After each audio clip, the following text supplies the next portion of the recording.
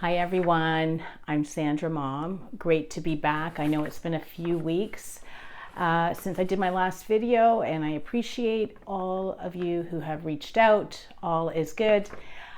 Today I want to share the 3 stages that I've gone through with this journey of addiction.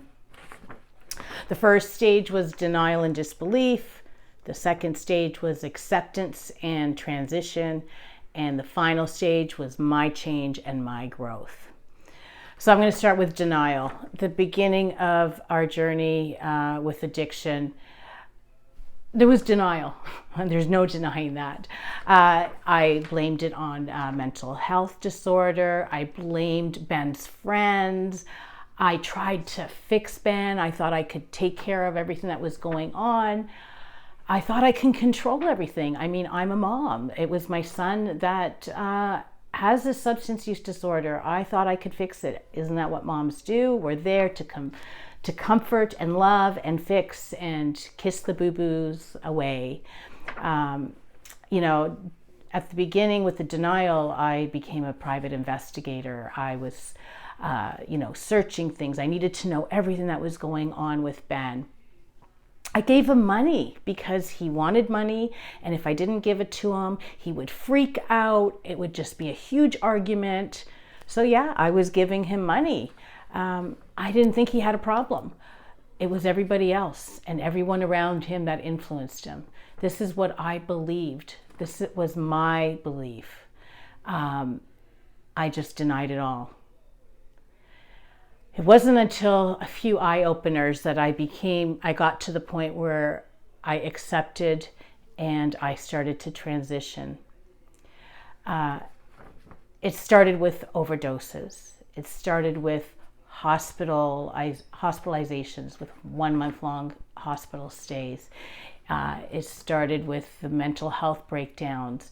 And money became an issue. It wasn't just asking for money. He needed to work. He needed to figure it out. He needed the money. It was more of a need than it was earlier. And what was a real eye-opener for me was one of the hospital stays. And the doctor told me that they found morphine and fentanyl in Ben's system. And I was blown away. I was blown away. And so I said to Ben, do you know what they found in your system? And I told him what they found. And he said, oh, I thought I was using heroin. My eyes were open from that moment. It's like, okay, this is bigger than me. I'm no longer in denial. This has happened. So I started to learn about addiction. I went to courses. I went to workshops. I educated myself the best I could. I learned about harm reduction. It's like, harm reduction? What do you mean? You try to keep them safe. Well, you want to keep them alive so that they can get to a point where they want help and they can get some recovery and supports. I'm like, okay, this was all new to me, but I was taking it all in because this was my son. Addiction can be fatal. I need him to live. So I went from denial to accepting, and the acceptance came once I started to learn. And at the time, there was no Nar-Anon group close to where I live now. There has since, it's been in now for like 3 or 4 years, but before that, I had to educate myself. So by the time I got to Nar-Anon, I was ready to take more information in. And so that's when I stepped into the 3rd stage of my addiction journey. And my stage was my change and my growth. Once my eyes were open and I realized that I can't fix Ben, I can't control what he does, I had to fix me. Because when I was in that disbelief and denial and trying to accept it phase, I was a mess. So once I started to learn what addiction was, I started changing. I accumulated all the tools that I can use. I realized I can't fix him, so I started to fix myself. I started to work on me. I started to implement everything I learned. I started to set boundaries. I stopped giving money. I stopped enabling Ben. I changed myself. I changed how I deal with things. I changed how I spoke. I changed me. And, you know, when I say I changed me, it was all for the better. All the tools that I accumulated over the years helps me in my day-to-day living. It's not just having someone with a substance use disorder in my family that it helps. It helps me live my best life. It helps me to be mindful. It helps me to live my best life. And I learned how to love Ben, how to love him without enabling him. I detach with love. Doesn't mean I don't care. It means I care.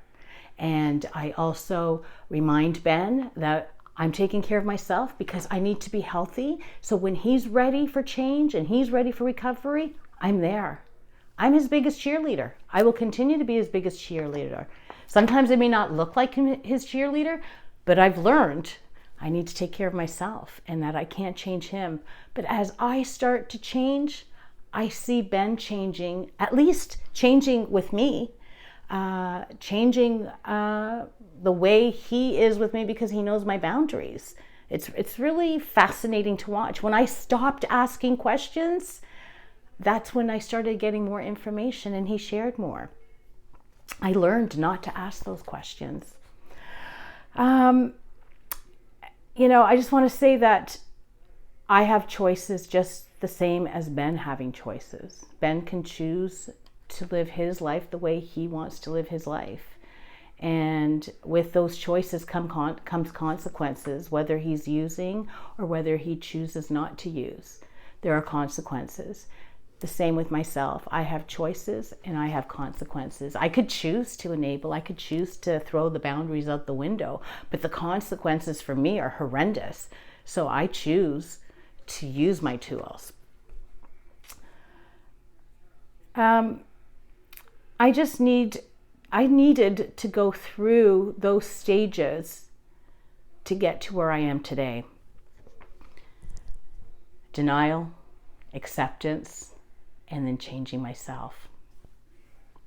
Everyone's journey is different. This is what worked for me. You need to figure out what works for you. I know that there are supports out there, and if you are struggling, I encourage you to go out and look for those supports. See what works for you. I'll link some supports websites below, and all I can say is that I like me today better than the me, 8-9 years ago, because today I can make plans. My plans don't revolve around where Ben is in his journey. My plans revolve around me. I could go away on vacation. I could make plans to go for a coffee. When I was in stage 1 and I was blaming and I was in denial, I didn't make plans to go away. I didn't even make plans for a coffee. I found what works for me. I've collected all my tools. I am using my tools. And once I started implementing, my life has changed. In conclusion, I just want to say that where there is breath, there is hope. You are worthy of finding your joy. Peace and love to all of you. Where there's breath, there's hope. Take care. Thanks, everyone.